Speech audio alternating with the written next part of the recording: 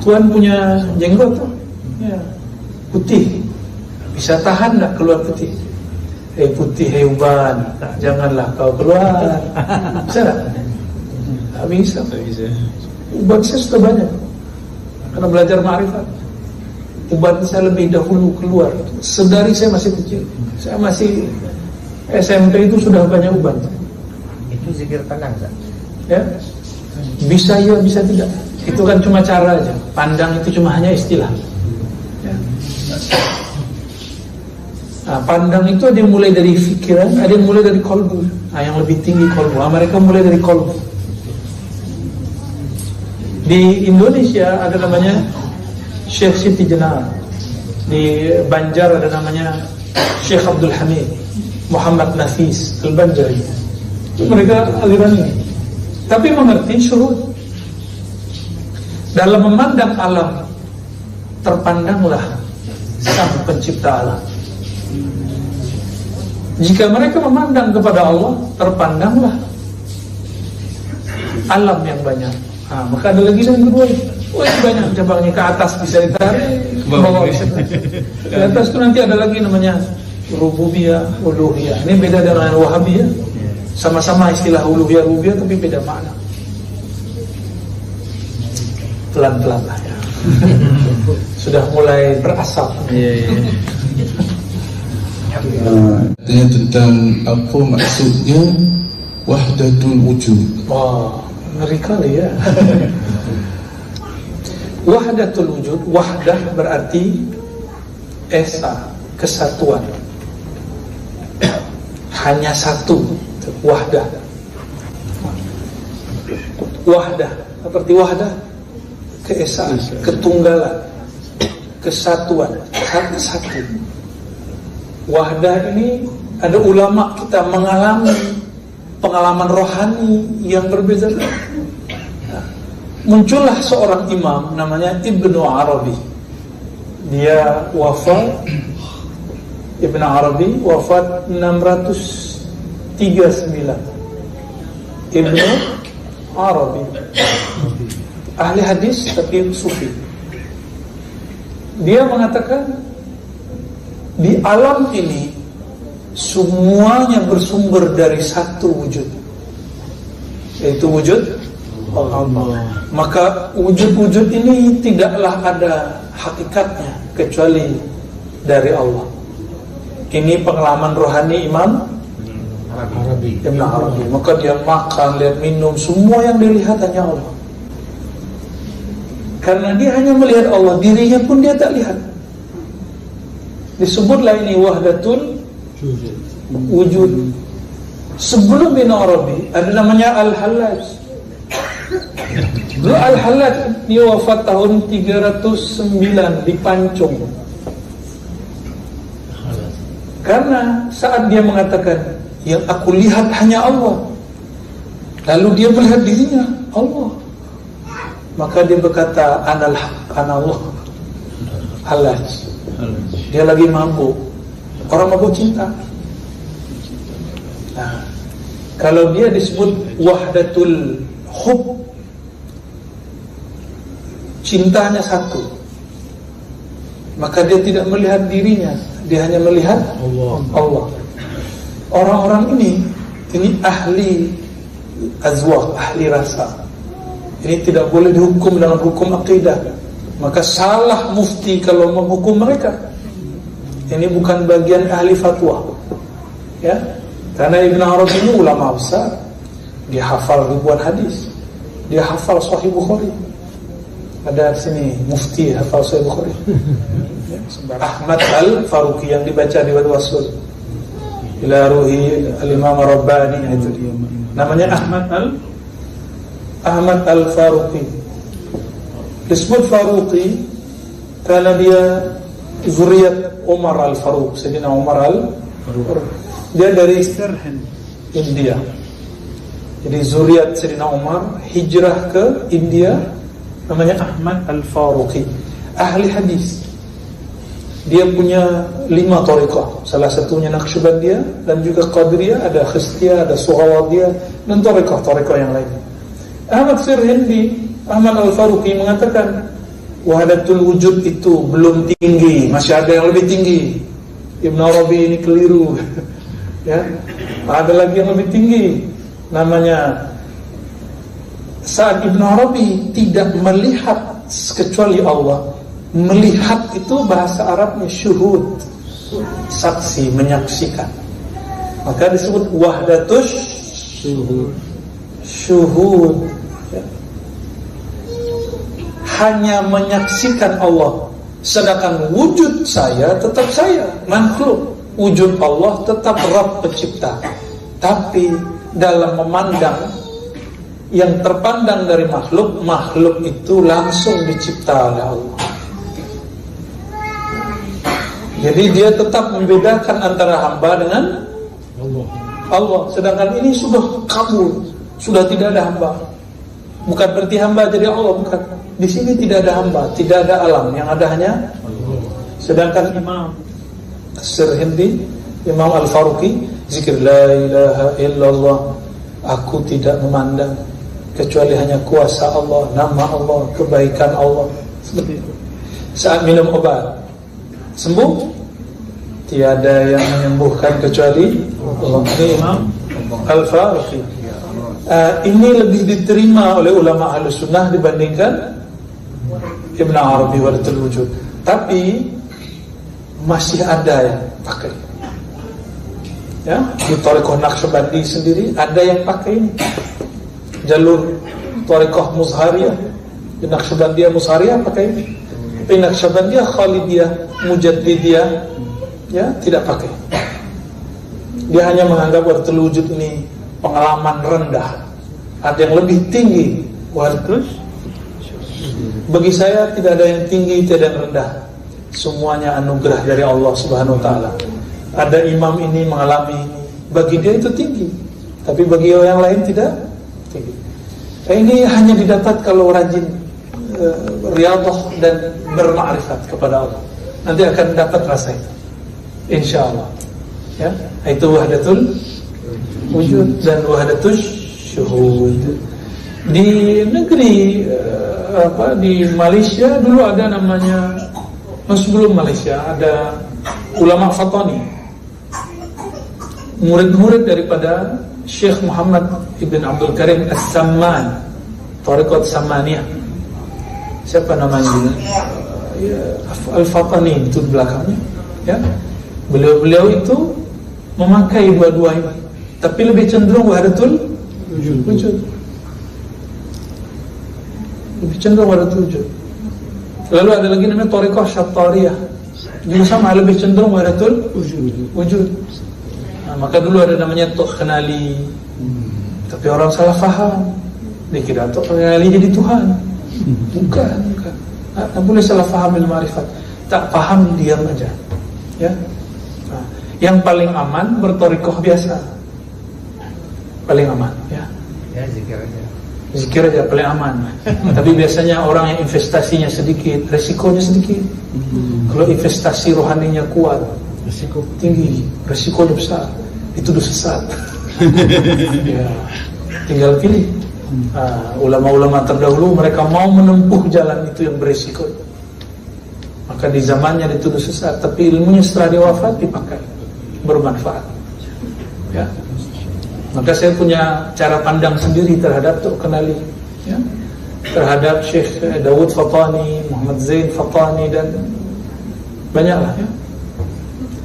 Namun yang paling aman, nah itu ada lagi Thariqah Ba'lawiyah, Thariqah para sayyid. Nah, mereka tak mau bahas-bahas beginian. Thariqah Ba'lawiyah, mereka lebih kepada zikir dan akhlak, zikir akhlak. Nah, sekarang dipimpin gerakannya oleh Maulana Al-Habib Umar. Nah, beliau lah sekarang. Nah, beliau masuknya ke ma'rifat Nabi Muhammad sallallahu alaihi wasallam. Maka di sana enggak banyak aurat seperti kita. Ada aurat-aurat sajidiyah ba'lawiyah, tapi tidak seperti tadi. Ya, kira-kira seperti itu. Ada kata-kata yang mengatakan bahawa jangan ternampak adanya diri. Ini masuk dalam mana saat ini? Wahdatul wujud, ya. Wahdatul wujud, ya. Sebenarnya ini dapat diurai, mau diurai lagi, masih kuat tak? Ada uraiannya. Jadi menjelaskan waktu wujud, waktu syuhud ini ada ilmunya supaya kita tidak menyesatkan salah satunya. Saya tidak menganggap salah satunya benar atau salah, karena saya mengerti maksud mereka. Insya Allah saya mengerti dan merasakan. Saya pernah merasakan salah satu zikir mereka itu. Sama-sama baca la ilaha illallah, tapi yang ini hilang dirinya, yang ini dia memandang dirinya sebagai perwujudan daripada kunnya Allah. Nah, ini ada cabangnya dua. Nah, tuh panjang lagi ya. Dalam memandang alam, dia melihat Allah. Namanya wahdah fil kasrah. Dalam memandang alam yang beragam, dia memandang kebaikan-kebaikan Allah. Gak usah jauh-jauh lah. Tuhan punya jenggot tuh, ya, putih, bisa tahan gak keluar putih? Hei putih, hei uban, nah, janganlah kau keluar. Bisa gak? Gak bisa. Uban saya sudah banyak, karena belajar ma'rifat. Uban saya lebih dahulu keluar. Sedari saya masih kecil, saya masih SMP itu sudah banyak uban. Itu zikir tenang, Zak? Ya, bisa ya, bisa tidak. Itu kan cuma cara aja. Pandang itu cuma hanya istilah. Ya. Nah, pandang itu ada yang mulai dari fikiran, ada yang mulai dari kolbu. Nah, yang lebih tinggi kolbu. Nah, mereka mulai dari kolbu. Di Indonesia ada namanya Syekh Siti Jenar. Di Banjar ada namanya Syekh Abdul Hamid Muhammad Nafis Al-Banjari. Itu mereka aliran ini, tapi mengerti syuhud. Dalam memandang alam, terpandanglah Sang Pencipta alam. Jika mereka memandang kepada Allah, terpandanglah alam yang banyak. Nah, maka ada lagi yang kedua. Oh, ini banyak cabangnya, ke atas bisa ditarik, ke bawah bisa ditarik. Di atas itu nanti ada lagi namanya rububiyah, uluhiyah. Ini beda dengan wahabiyah. Sama-sama istilah uluhiyah, rububiyah, tapi beda makna. Pelan-pelan lah ya. Sudah mulai berasap. Selalu kalau kita sebut contohnya wafat Tajul Arifin kan, boleh tak kita kata radhiyallahu anhu, sedangkan pangkat ini selalu serta kepada sahabat-sahabat Rasulullah. Baik.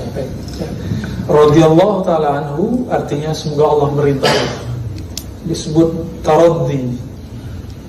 Radhiyallahu ta'ala anhu bukanlah khusus untuk sahabat Nabi, tapi boleh kepada selain sahabat Nabi.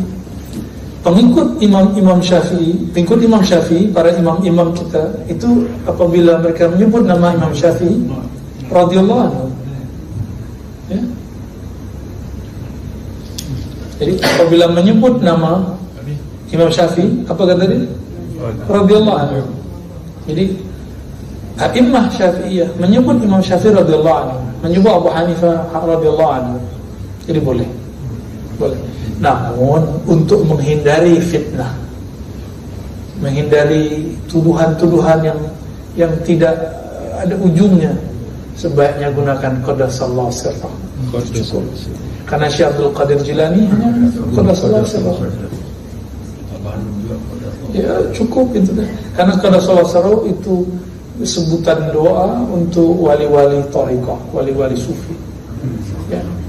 Kalau radhiyallahu anhu para sahabat, tabi'in dan imam-imam mazhab itu boleh. Namun boleh itu selainnya. Ya. Saya boleh mengatakan kepada Ustaz radhiyallahu anka, bukan berarti beliau ini sahabat Rasulullah. Ya. Itu ya. Kebiasaan adat ulama radhiyallahu anhu, orang thariqah Qadiriyah Naqsyabandiyah menganggap Abah Anom sebagai sahabat Rasulullah. Panjang lagi ceritanya. Nah, kita menghindarilah yang itu ya. Menghindari. Ya, saya tidak mau orang-orang thariqah banyak masalah dan konflik. Nah, itu juga sebabnya kenapa saya tidak talqin. Karena tidak boleh ambil murid orang lain. Ya, tidak boleh ambil. Ya, cukup amalkan yang sudah ada. Ya. Nah, ilmu ma'rifatnya yang saya bagi. Karena ini yang mahal. Mahal tak dapat dibeli. Karena saya yang dikasih jiwa. Sebelum lupa, Ya. nak ijazahkan Al-Fatihah satu nafas. Nah ini ada kumpulan zikir saya. Ini saya ijazahkan semua nanti. Ya. Itu al-ma'thurat, silakan diamalkan. Nah, di situ ada teknik berzikir jahar dan khafi juga, cuma dengan cara yang sedikit berbeda. Tapi karena di sini sudah ada amalan, saya hanya mengijazahkan. Siapa yang amalkan boleh tanpa merubah apa yang sudah jadi tradisi di sini. Nah, saya mendapatkan Fatihah satu nafas dari beberapa masyayikh, Syekh Abdul Rahman Nazari, Mursyid Saziliyah, kemudian ada juga Mursyid Idrisiyah. Saya diperintahkan oleh beliau baca Al-Fatihah satu nafas. Boleh coba? Ya. Cara tekniknya, ambil nafas, tapi jangan penuh, cukup 70%. Ya 2/3 lah. Nah, baru mulai. Auzubillah.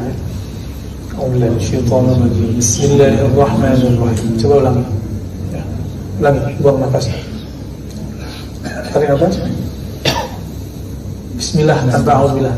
Bismillahirrahmanirrahim. Alhamdulillahirabbil alamin arrahmanir rahim maliki yaumiddin iyyaka na'budu wa iyyaka nasta'in ihdinas siratal mustaqim siratal ladzina an'amta 'alaihim ghairil maghdubi 'alaihim waladdallin.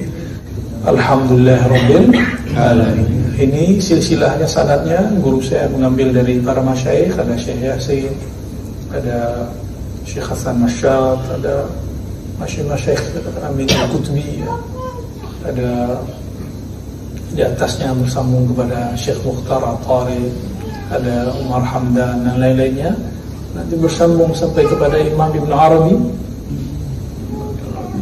bersambung kepada Sayyidina Nabi SAW, dari Sayyidina Jibril, dari Allah Subhanahu wa ta'ala. Ini jalur ahli hadis. Namun secara sir saya mendapatkan penjelasan lain. Kata Al-Fatihah itu langsung turun di Arash tanpa Jibril. Al-Fatihah langsung Allah turunkan dari Arash. Maka Arash itu adalah mahar tertinggi di alam semesta. Lebih mahal dari apa saja. Lebih mahal dari apa yang kita punya. Itulah salawatnya Allah. Ya, jadi Fatihah itu termasuk salawat karena isinya rahmat. Salawat itulah yang membuat salat kita sah. Walaupun salat ini tidak khusyuk karena baca Al-Fatihah, Allah anggap sah. Itu salawat arti kasih sayang. Inilah salawatnya Allah untuk manusia. Ketika Sayyidina Nabi SAW diangkat ke Arash, sebelum naik ke Arash, Sayyidina Jibril mengatakan, wahai Muhammad, sekarang giliran engkau. Aku tak boleh naik, engkau yang boleh naik. Jadi Sayyidina Jibril tidak lebih mulia daripada Sayyidina Nabi Sallallahu Alaihi Wasallam. Ya. Maka Jibril tidak tahu Allah bagikan itu kepada Nabi Muhammad SAW. Naiklah ia ke Arash yang paling tinggi. Allah turunkanlah wahyu. Itulah solatnya Nabi di atas Arash. Itulah solat Nabi yang paling sempurna. Maka 50 itu bukan untuk beliau, untuk kita. Dikurangi menjadi 5, itu untuk kita. Nabi Muhammad sudah cukup di Arash. Namun karena beliau ingin menanggung kita, maka beliau pun melakukan sholat sunnah. Kenapa sholat Nabi banyak? Itu syafaat. Maka sholatnya Nabi syafaat bagi kita. Sholatnya kita untuk diri kita sendiri. Ya. Atas dasar itulah wajib membaca Al-Fatihah di dalam sholat. Ini rahasianya. Walaupun bacaan imam, bacaan makmum, ya itu mazhab fikih. Kalau dalam mazhab ma'rifatullah, tidak. Bacaan imam untuk dia sendiri, bacaan kita untuk kita sendiri. Karena Al-Quran, Fatihah itu isinya munajat. Apa arti munajat? Doa berbisik-bisik kepada Allah. Bisikan ini tidak dapat digantikan oleh imam. Kita harus berbisik-bisik sendiri kepada Allah. Maka dalam mazhab ahlul haqiqah wajib baca Al-Fatihah. Selesai waladhdallin, amin, kita baca. Ya, saya lihat orang-orang Malaysia sangat rapi baca Fatihah untuk mazhab Syafi'inya. Lebih rapi dari orang Indonesia lah. Orang Indonesia kan mazhab itu campur-campur ya. Tapi tetap sama mazhab Syafi'i. Karena banyak yang sudah talfid. Bacaan imam baca makmun. Jadi imamnya baca, dia diam ya, melayang. Wahdatul wujud. Ya, wahdatul wujudan. Barangkali itu ya, saya ijazahkan baca Fatihah ini. Saran saya nanti kalau beramal sendiri, tawassul Fatihahnya satu nafas. Itu energinya, energi rohaninya lebih dahsyat. Allah akan kuatkan nafas. Kita ini punya paru-paru, benar paru-paru namanya? Ya, paru-paru ini kurang maksimal. Coba nafas, nggak penuh, coba full. Nah, selama ini kita hanya nafas 25%, seperempat. Lalu mana yang lainnya? 2/3-nya di mana? Jadi penyakit. Nah, ini olahraga nafas, maka dia akan menjadi zikir nafas. Gitu ya. Tapi kalau jadi imam tetap satu Bismillahirrahmanirrahim. Ya biasa. Tapi siratal ladzina an'amta 'alaihim, jangan berhenti, lanjut terus. Ya. Coba ulangi. Siratal ladzina an'amta 'alaihim ghairil maghdubi 'alaihim waladdallin. Harus begitu ya. Walaupun berhenti wakaf di 'alaihim boleh, namun di dalam mazhab qiraat Asim, karena kita menggunakan Asim, itu makruh. Suka yang makruh ya. Ya, saya rasa cukup lah.